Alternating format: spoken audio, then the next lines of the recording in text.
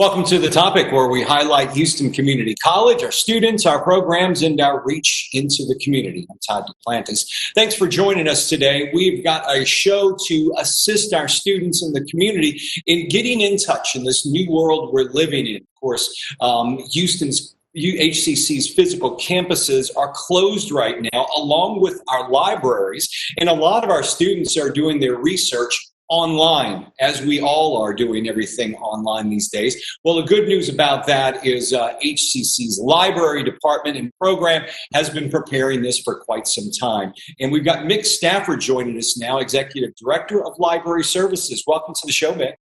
Well, thanks for having me, Todd.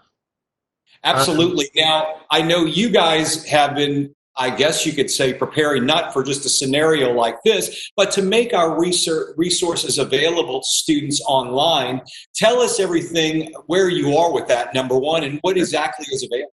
Sure. Well, if you don't mind, I'd like to take a step back and just mention one thing right off the top, because I know the number one call and chats that we've been getting last week was about, well, my books are overdue, or all that kind of stuff, and where do I bring my books? Because the students want to bring their stuff back. And just want to let people know that we're extending due dates, and we'll continue to extend due dates as long as the libraries and the campuses are closed. Like everyone else, we don't want people to venture out of their house unless needed. No need to come and drop books off in the book drop. And right now, items are due April 20th, but I anticipate we'll extend that due date again as needed.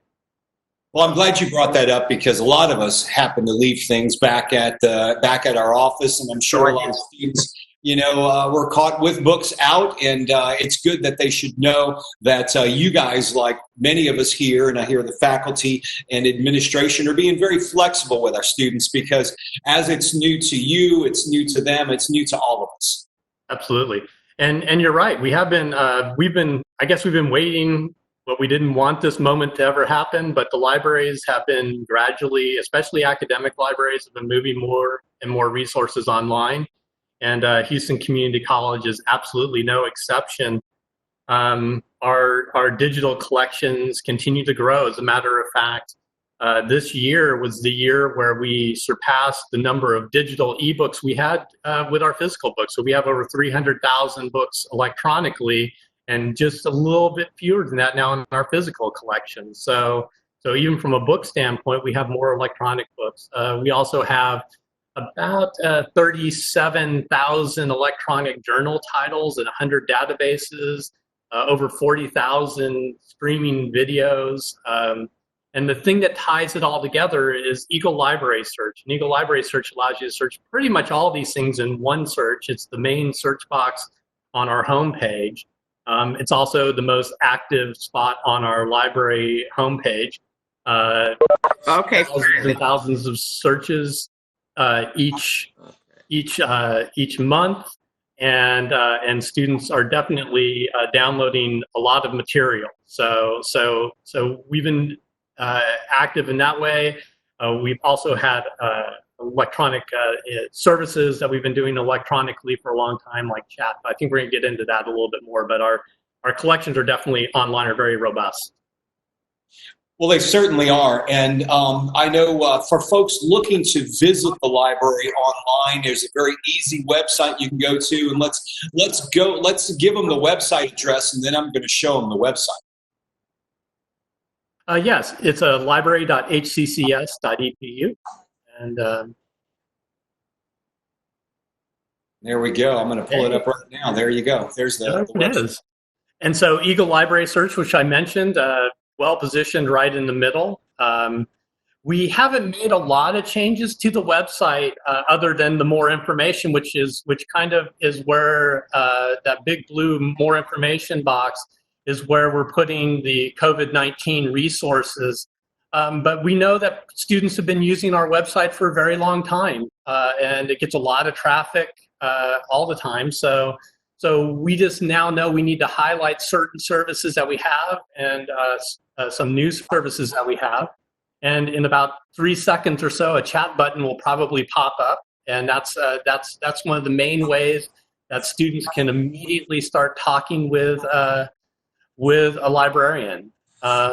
The webinars that you're seeing as you scroll through there, these are the online webinars that once again, I think you might ask me a little bit more about later in the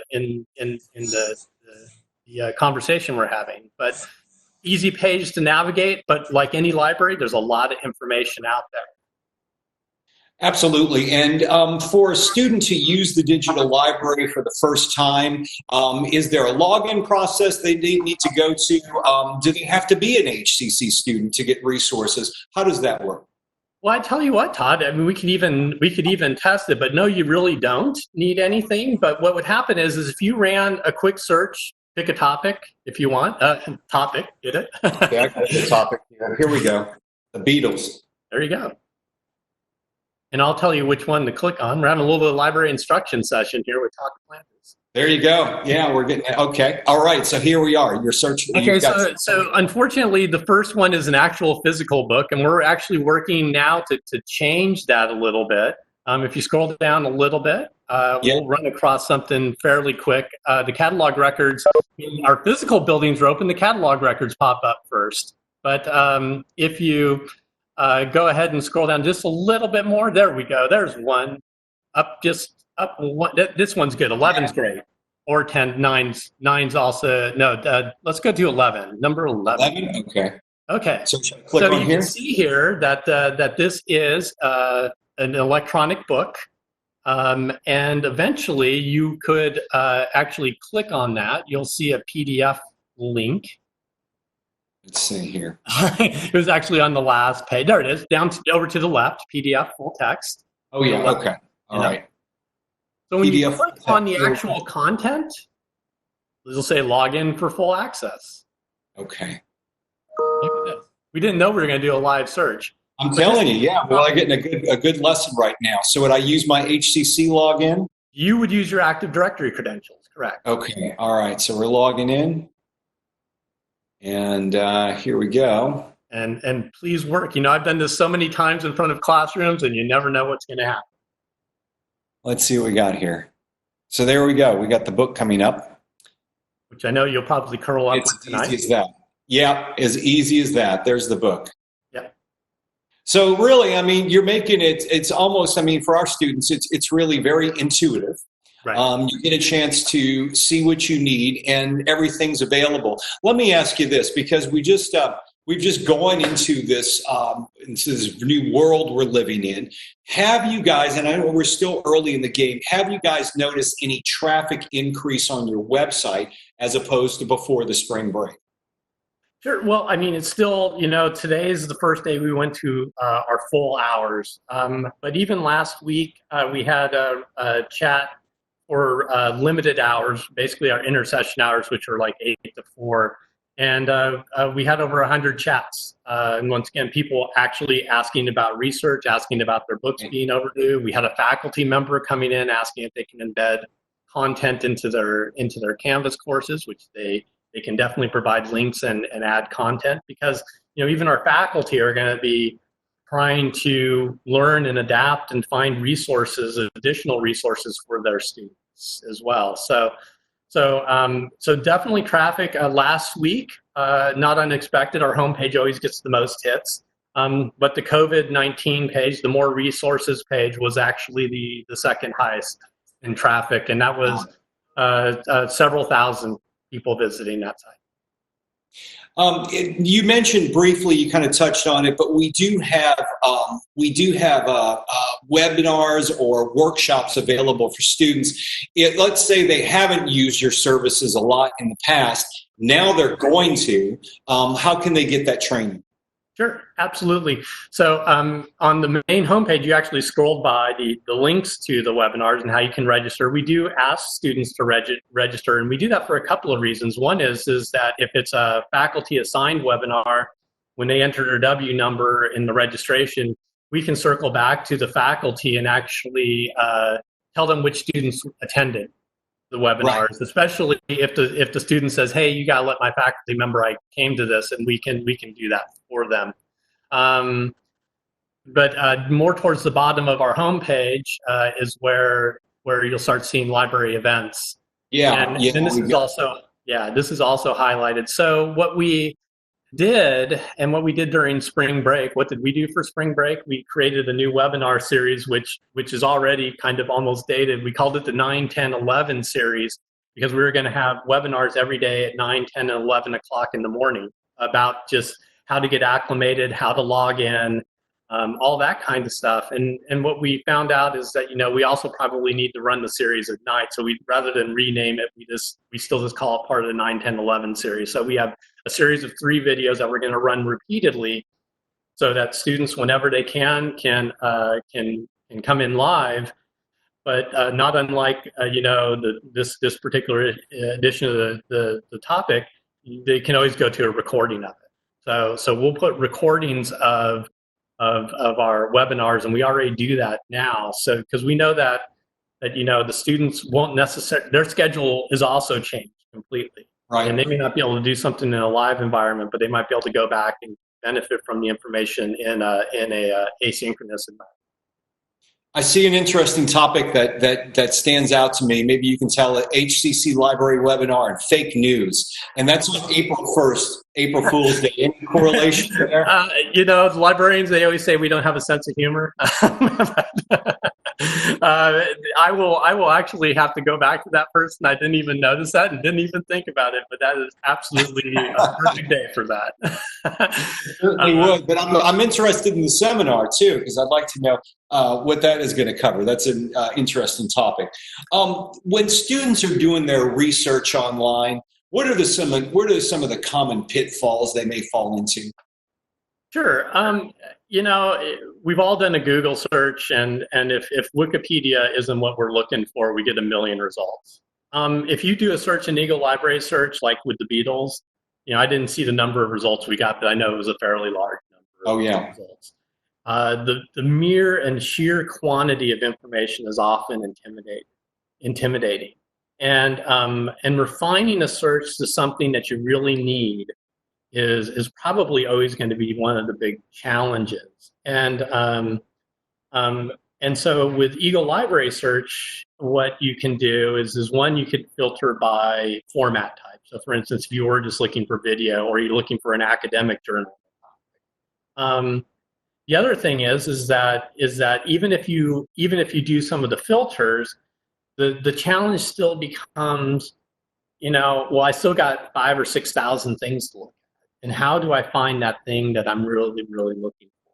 And so sometimes you just need to add additional terms to your searches, but not too many. So sometimes people will just type in a question and they'll ask the online service a question. So you be measured about it. You start with some keywords, and then you slowly add and see how it refines and see if it gets what you want.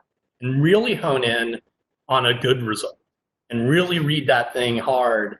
To try to pick out clues to what the author is referring to, and that might actually lead to more information. A lot of times these things are trails. Some people call them rabbit holes, but you start finding one thing and you start moving on to others. And that's a good waste of time when you're doing that as well. Where you find one thing, you go to another, and then 30 minutes later you're reading about a totally different subject just because it's interesting.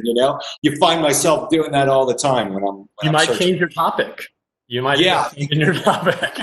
It could. I've still got fake news in my brain too from that thing we were talking about earlier. So those type of things. And the other thing about it is that now you never were alone. I mean, our librarians have been online with chat for years and years and years. Actually, I mean, HCC has always been in front of things in terms of technology and innovation. So we were doing chat a very, very long time ago.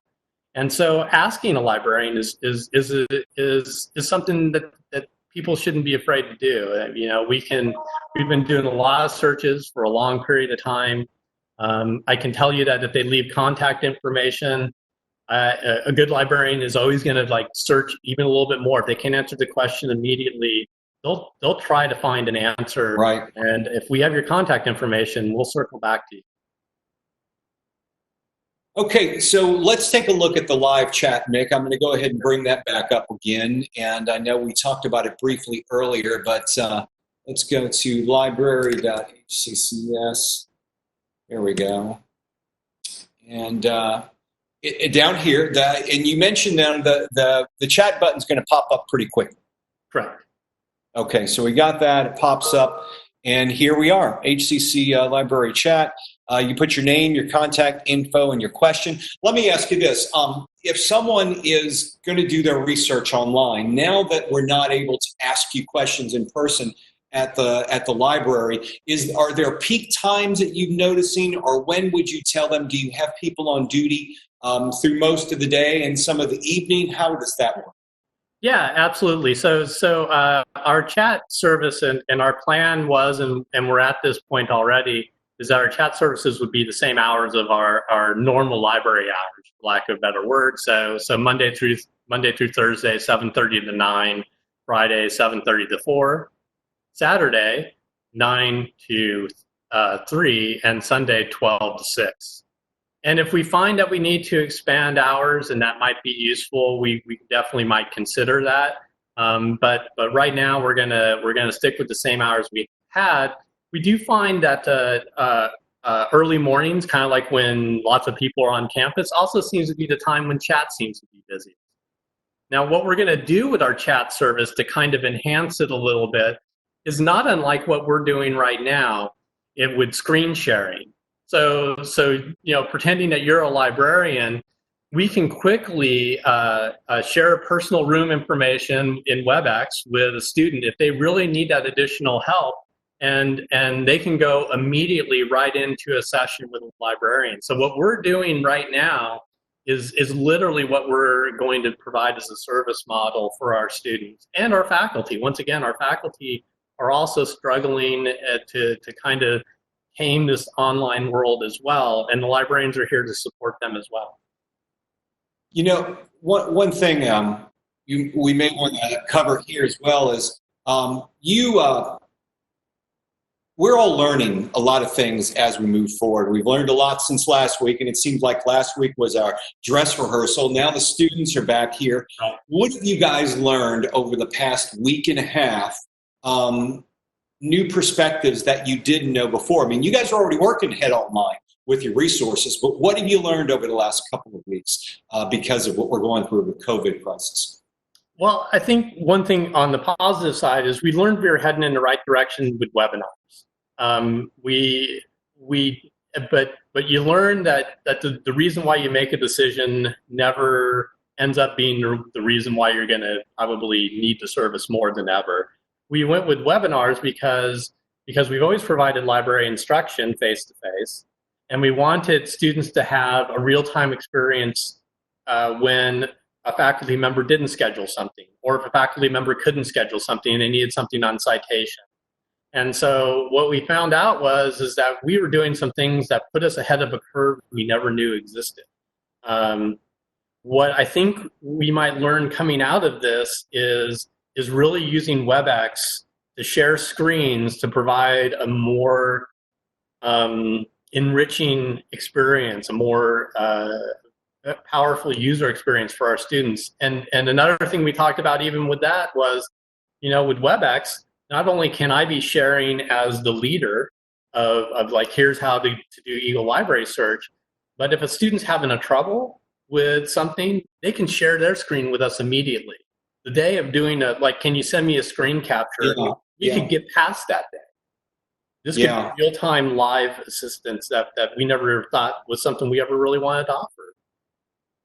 Yeah, it seems like we're all coming out with a few takeaways, and we're just barely into whatever length that we're going to be out of the office. We're barely into this online world, but we're all kind of learning to do things differently. Any advice you have for students before we go as they are learning new things and maybe using this for the first time?